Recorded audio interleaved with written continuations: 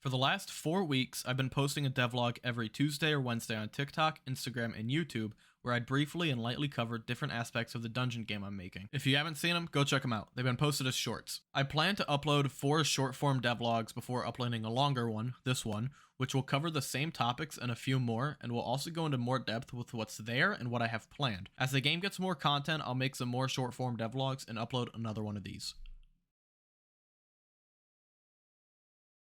To start this whole devlog, I should probably explain how I even decided to create this game. Back in February, I was tampering with procedural generation in Python during a computer class since I had all my work finished. It was a simple program. It'd have a map of numbers which would each point to another list of numbers. Then, in an infinite loop, the program would pick a random number, print it out, then pick one of the random numbers that it points to. It would repeat this until the program picks a number that points to nothing. It's not necessarily procedural generation, but it works to generate random objects, so I've just been calling it that. A few days later, I wanted to improve this program, and instead of generating a linear path of numbers, I wondered, can I make this generate a grid of connecting numbers? Originally, I was also going to do this in Python, but I'm no good with a command prompt, so I moved to Unreal Engine, which I had a bit more experience in. This is where the game was created. I made some simple pixel sprites, created a room and a hallway, and made the generation system. It acted similarly to the Python program. Each room had an arrow pointing where to generate another random room from a pool. Unfortunately, for a while, I stepped away from the project to focus back on Northern Nightwatch, a game revolving around a character I've had for a few years, but I was losing momentum for that title, and its gameplay loop seemed uninspired, so I stepped back from it as well. After a while, I looked back at the generation project and thought, these sprites are a little too nice to toss out and forget about. And yeah, they're not that great, but as someone who's never done pixel art, I was a little proud, so I got back to that project. When I got back to it, I started to slowly step away from the generation system and focus solely on gameplay. The system is still there in the back as of today, but it doesn't work super well. Pieces overlap and there's no code telling the generation when to stop. I do intend to fix it up though, and potentially use it in the final project since it does what it's meant to so far. Eventually, I left the rooms dark. This is partially where the idea the player is blind came from, but another large inspiration was a video by Magic the Noah, where he leaves his players trying to map out the level themselves in something like Photoshop. I made a quick chest and made it so that it'd pick a random object given to it, present it, and then let the player pick it up. The first item I made was the Orb of Light. The player could hold it and its emissive material would illuminate the room. This didn't work super well since some computers would render it differently, and for some reason the orb's emission would illuminate walls far away as long as it was right behind the orb, visually speaking. I stuck with it for a bit and made a steel sword that the player could also use. At this point, I had a lot of ideas on how things would work, kind of mapped in my head, but decided to get the numbers down in a Google Sheet. This sheet would also contain formulas, enemies, items, locations, bosses, etc. I decided to call the first location the Labyrinths, and made 3 others that the player would unlock by completing various floors in other locations. Eventually though, this just turned into complete the first floor for the other 2 locations, complete all locations for the last one. Once I had the locations, I started writing down different creatures that the player would fight in the labyrinths. A majority of these would be specific to this location, while some other enemies would be found in the other areas. I then settled on 2 bosses for the labyrinths, Lightkeep and Evac. This is where I come up with a bit of the lore for the game, but I won't get into it so you can figure it out for yourself. I decided that Lightkeep would be somewhat connected to the skeletons, so enemies like the skeleton grunt or scout would be robotic as well. Lightkeep would basically be a larger mechanical skeleton skull, trying to keep the player from going deeper. He'd be at the end of floors 1 through 3, while Evac would be there at the end of floor 4. He would take the form of an eye, seeing the player in the dark and frequently damaging them with his own blinding lights. When I had the boss ideas down, I moved on to the kind of items the player would find. I also needed to consider if these items would be swords, daggers, staffs, ranged weapons, or potions. I also went to write down how much damage it'd deal, its cooldown, if it had an ability, what it did, and if the item would have a passive effect if you held it. A little later, I also added an item description that the players could read.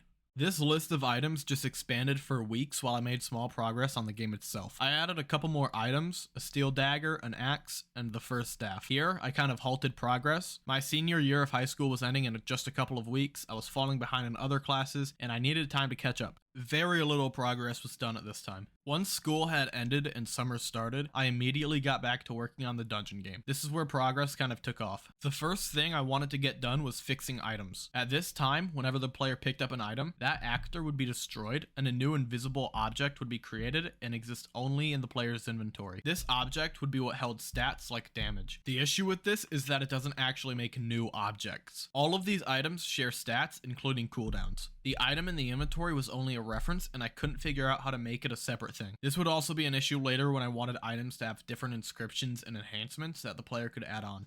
I had to come up with another system. I settled on merging the two classes into one so that the physical actor in the world was the item. Upon being picked up, it'd be teleported to the world origin and go invisible. When the player wanted to drop it, the item would be teleported to their location and be made visible. This worked much better, and honestly, I have no idea why I tried doing it any other way.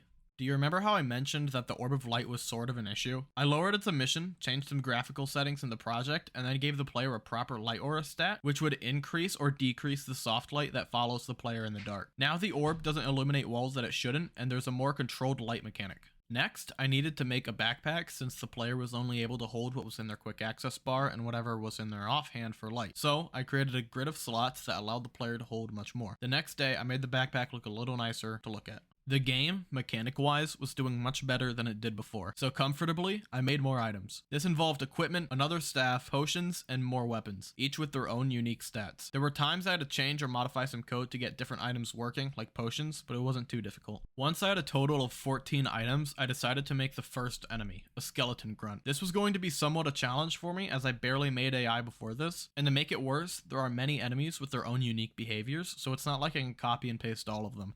Eventually, after enough procrastinating for a week, I actually got to work on it. I started by making two classes, an enemy character class and an enemy controller class. These classes would be the base class for any and all creatures that the player could damage. They'd share the same stats like health, level, attack damage, etc. And once I had this, I made the skeleton grunt without any behavior. It would show up in game and the player could damage it and kill it. Now I need to make it fight back.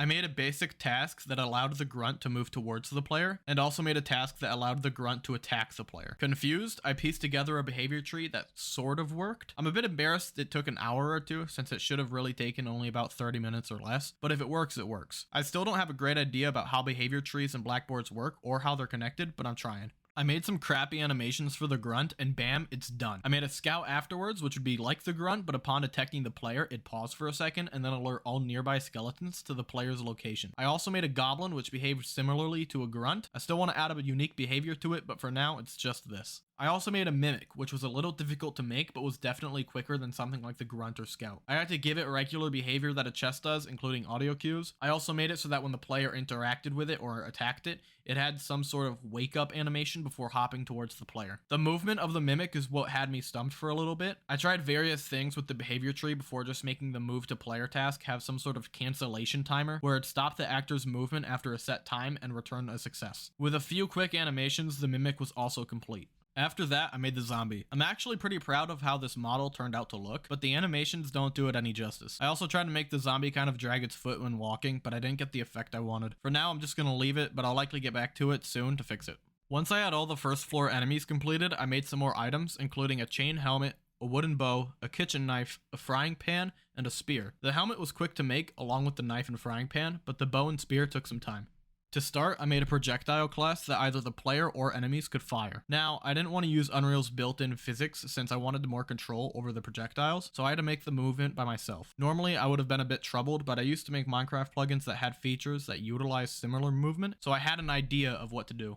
Once I got the projectile moving in the direction it was facing, I needed to add a force of gravity to pull it down. After a bit of trial and error, I got the projectile moving similar to a real physics object. I made the bow and spear utilize these projectiles, spawning in arrow projectiles and spear projectiles respectively. I also added a destroy on impact boolean, which would determine if the projectile is destroyed on impact or lodges into a wall. If the boolean is disabled, the projectile would actually run a check to see if it's hitting an enemy, player, or wall. If it's a wall, it'll lodge, but if it isn't, it'll bounce off. I use the rotator.inverse method, and for the most part it works, but sometimes it'll bounce through the enemy, so I'll also have to come back to this code and rework it. For now though, it makes for some stupid encounters.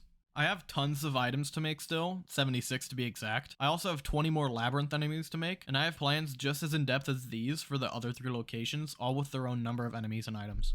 I'll be posting more about the game in general on my community tab and Instagram page, with more short devlogs popping up every now and then. I don't plan to post any devlogs, however, until at least a little over half of the labyrinth is completed, so if you want to stay up to date, make sure you subscribe.